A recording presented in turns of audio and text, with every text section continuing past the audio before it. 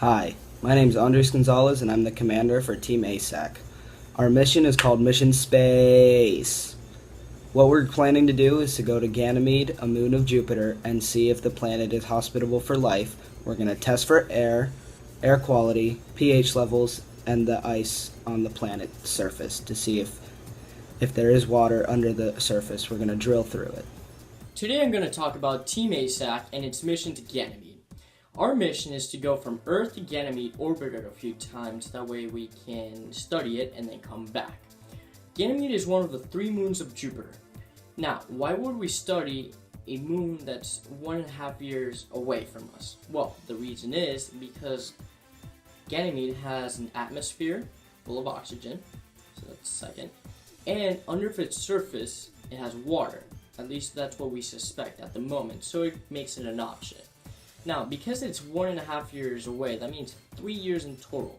So we had to create a specially designed shuttle, or not a shuttle, but a spaceship that would take us from Earth to Ganymede.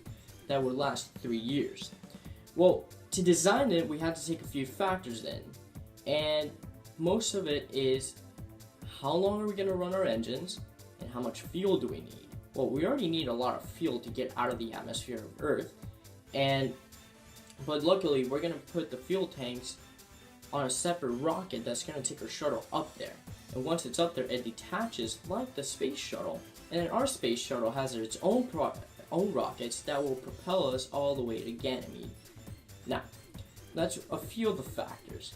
Something else that we had to factor in for our spaceship is all the storage we had to make for our supplies. Now, think of living in your house for a week.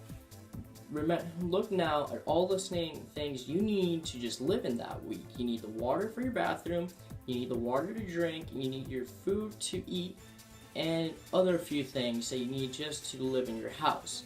We have to do that for 3 years. So that means a lot of supplies, everything from fuel to toilet paper. Luckily, for a few things we can cut down on, let's say, as water. Water, we have a special technique to not use as much when we're taking a shower. We basically use less than a liter for one person to take a shower because there is no gravity. Now, let's talk about gravity. We don't have any gravity on the spaceship because there's no large masses, like the spaceship isn't large enough to create its own gravity.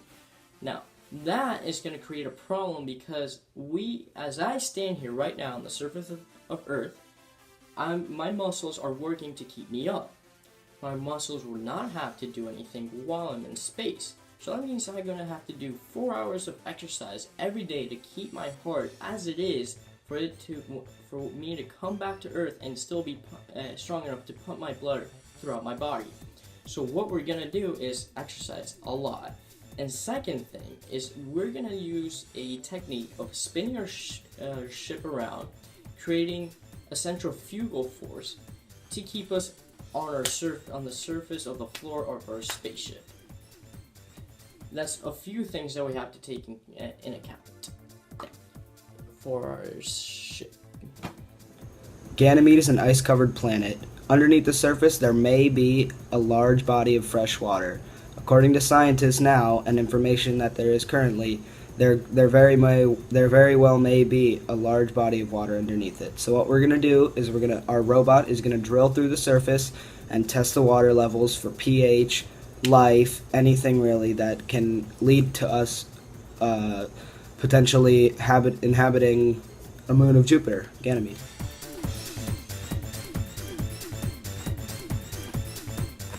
Hello, my name is Christian Farrell. I am the science officer on Team ASAC. My main purpose on our journey to the moon Ganymede is to help make sure everyone is healthy and maintains their sanity while we go on this journey. Now, to help maintain bone density, we have a 7-day plan. Day 1 starting on Monday, day 7 being Sunday. On day 1, we have cardio. On day 2, we have a leg workout. Day 4, we have an upper body workout using the Bowflex. Day 5, we'll be resting. Day 6, we're doing a little bit of everything. And day 7, we will be resting again. On day 5, as well as resting. We also have ear checkups on day 7. Along with resting again, we have blood pressure checkups as well as a blood test to help see if anyone contracted any diseases or if their red blood cell count is too low. Our food intake will be 3 times a day: breakfast, lunch, and dinner. The food will mainly be carbs and protein, so our bodies don't produce as much waste. And we'll also be having Reza's cookies as well as freezer-dried food. For cleaning our bodies, we'll be using bottles of water mixed with soap, so we can help conserve the water usage that we have on the ship. To help maintain our sanity, we'll be doing lots and lots of puzzles as well as using the program Luminosity.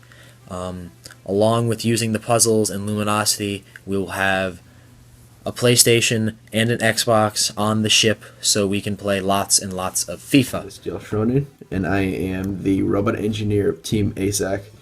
My purpose is to make sure that our rover stays fully operational and is maintained properly for the entire duration of our mission. Our mission at Ganymede is to test its capability at sustaining human life, which would involve using our rover to test the atmospheric conditions there and to test the water pH levels. To give you any idea of what our rover will look like, we will be using the Mars Exploration Rover, the Spirit, as a base for our robot's design. One of the changes we'll be making to Spirit's design will be changing the tires to full-on treads, so it will make moving across the ice significantly easier. One of the more important changes we'll be making to Spirit's design is changing out the battery for a more powerful one. Compared to Mars, Ganymede is way farther away from the sun, so we need a battery that we can charge up aboard the ship and attach it to the robot that can help our robot cope with the lack of solar power that its solar panels are receiving.